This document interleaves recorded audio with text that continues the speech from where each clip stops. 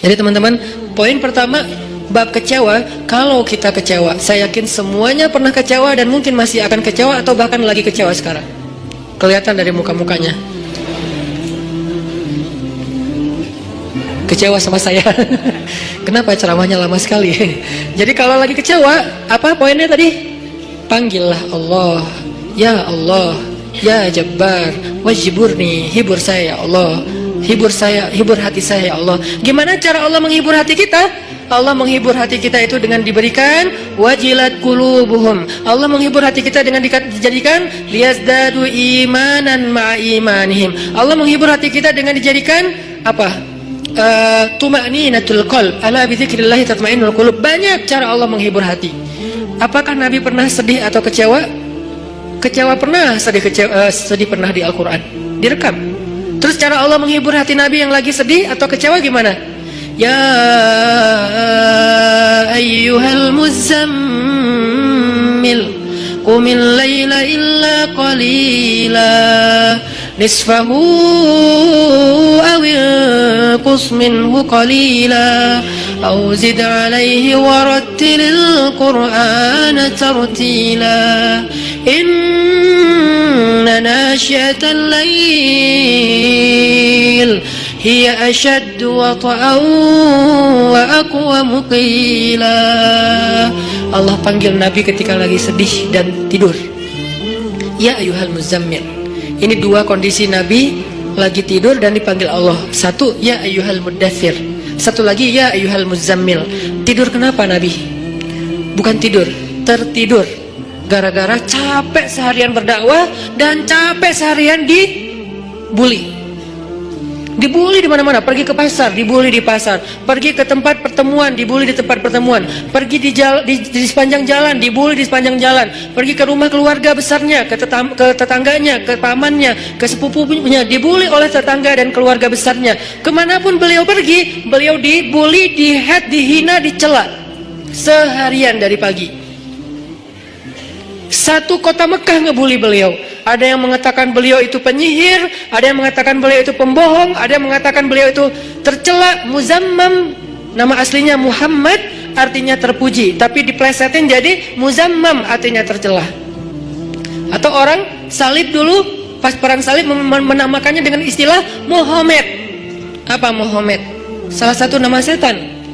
Jadi dipanggil Muhammad, dipanggil Muzammam, dipanggil apa? Sahir, dipanggil Majnun, orang gila, dan banyak lagi yang nggak direkam secara diksi oleh Al-Quran, karena emang Al-Quran ini memilih banget diksinya.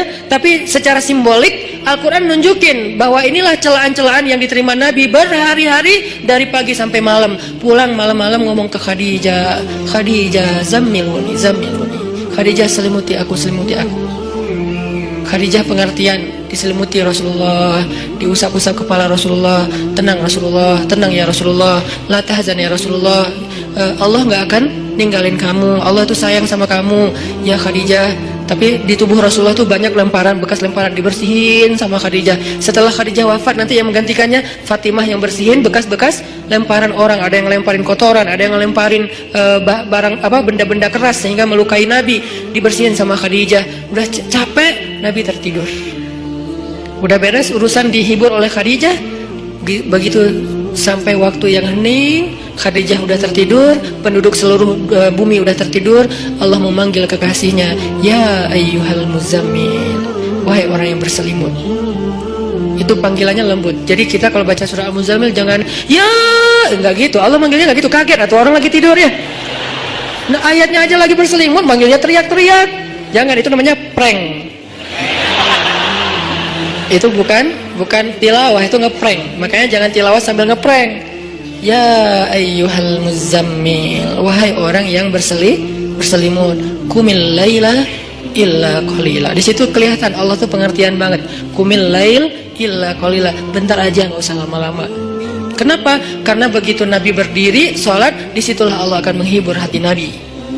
Kalau kita belum bisa terhibur dengan sholat tahajud atau minimal dengan sholat 5 waktu, berarti hati kita berpenyakit, fi qulubihim marad, dan itu harus kita obatin. Obatnya apa? Obatnya istighfar. Kalau orang banyak dosa, belum bertaubat, belum beristighfar kepada Allah, dia susah minta dihibur oleh Allah. Dan terus nanti dia kayak nuduh Allah nggak menghibur dia, padahal Allah udah sering menghibur dia, cuman nggak berasa di hatinya. Karena hiburan Allah itu hanya bisa dirasakan oleh orang-orang yang hatinya bersih. Dan cara membersihkan hati itu tazkiyatul nufus atau tazkiyatul qulub, tathhirul qulub adalah dengan salah satunya istighfar. Perbanyak istighfar supaya begitu nanti kita ada masalah, kalau kita nanti lagi disakitin, kalau kita lagi kecewa dan sedih, kita bilang wajibur nih ya Jabar, wajibur nih ya Jabar. Allah hibur kerasa kita lagi dihibur oleh Allah. Kan enak ya kalau apa yang Allah perlakukan kepada kita tuh kita kayak ngerasa itu enak tuh, daripada Allah udah habis-habisan ngibur kita nggak ngerasa. Ibarat Allah udah ngirim kita Japrian, nggak dibaca-baca sama kita. Terus nanti kita tuduh, lu kok nggak empati banget sama gue lagi sedih-sedihnya, gue curhat nggak dibalas-balas. Udah dibalas, nggak ada, lu aja nggak baca. Oh ya ada, banyak ternyata. Artinya nggak dibuka sama kita kan?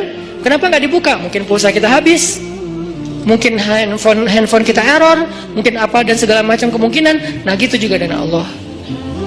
Wa idza sa'alaka 'ibadi anni fa inni qarib. Qarib itu kalau lebih dekatnya namanya akrab. Qarib, karib. Sahabah qarib, sahabat karib. Itu bahasa Arab. Kan saya sering nge-mention bahwa ini dari bahasa Arab, bahwa biar kita tahu identitas bahasa kita itu sebetulnya sebagian besar diambil serapan dari bahasa Arab. Terus siapa yang merangkai bahasa Indonesia dari bahasa Arab kalau bukan ulama? Jadi nggak bisa dilepaskan antara ulama dengan Indonesia, antara ulama dengan kebangsaan, antara ulama dengan nasionalisme. Toh bahasa nasional kita dibentuk oleh ulama. Buktinya serapannya 90% itu bahasa Arab. Sebagiannya benar, terjemahannya sebagiannya keliru, tapi tetap aja bahasa Arab. Makanya kenapa saya sering mention itu bukan mau apa di Arab-Arabin biar gaya, biar kelihatan ustadz gitu, enggak. Kalau mau kelihatan Arab banget saya banyakin Arab memang itu mah. Ini enggak lagi kayak gitu. Lagi pengen menarik benang sejarah kalau bahasa kita itu emang sebetulnya bahasa Arab yang diserap. Jadi kalau ada yang agak alergi tentang Arab, saya pikir ini berlebihan. Kita nggak alergi terhadap ras, mau Arab kayak, mau Eropa kayak, mau Afrika, mau apa ya. Kan itu semuanya takdir Allah kan. Emang kita bisa minta diciptain sebagai orang apa? Nggak bisa kan? Ya Allah saya pengen diciptain sebagai orang apa ya enaknya. Ini deh orang Rusia, tinggi putih rambutnya pirang. Ya Allah saya pengen diciptakan sebagai orang Afrika. Kenapa? Biar tawadu. Nggak gitu juga sih. Jadi kita nggak bisa request gitu kan ya. Dan orang Afrika pun sebetulnya sekarang kan jadi keren ya. Orang kulit hitam keren nggak sih? Berasa sekufu, segolongan. Kalau orang kulit hitam didiskriminasikan gak keren, kasihan tuh. Kan kulit hitam juga sekarang jadi favorit. Bahkan banyak orang yang pengen menghitamkan kulitnya. Ini artinya ya nggak bisa request mau jadi orang apa, sehingga kita nggak boleh benci golongan ataupun ras, karena dia diciptakan kayak gitu tuh bukan pengennya dia. Itu namanya sunnatullah dan takdir. Itulah ketentuan Allah. Kalau kita cela rasnya, berarti kita mencela pencipta ras itu, yaitu Allah Subhanahu Wa Taala. Balik lagi ke yang tadi, intinya bahasa kita emang diserap dari bahasa Arab. Nah, kita minta sama Allah. Kata Allah, inni qarib, aku dekat sama kamu. Ujibu da'watad da'i idza da'ani. Ujib dari kata jawab. Jawab bahasa Indonesia juga jawab. Jawabun, jawaban, jawabin, itu grammar. Terus salah satu yang diambil dari antara 3 bentuk grammar Arab itu kita ambil jawaban, ya, menunggu jawaban. Ada orang yang bisa mengatakan saya lagi menunggu jawabun. Nggak ada kan ya? Ini agak-agak aneh. Jawabin atuh, ada tuh jawabinnya. Jawab berarti yang udah ada tuh jawaban, jawabin. Jawabun mah belum ada ya. Jawabin atuh yang respon apa yang tadi. Nah, oke, berarti itu bahasa Arab juga. Jawab, ban, bin sama aja. Ujibu, berarti bahasa Al-Quran sendiri itu sebetulnya tanpa baca terjemah, kalau kita tahu akar katanya, itu emang bahasa kita, bahasa Arab, bahasa Indonesia. Ujibu da'watad da'i idza da'an. Aku mengijabah, menjawab dakwah. Dakwah itu panggilan. Ujibu da'watad da'i idza da'an. Aku menjawab panggilan dai, orang yang memanggil kalau dia mendakwah.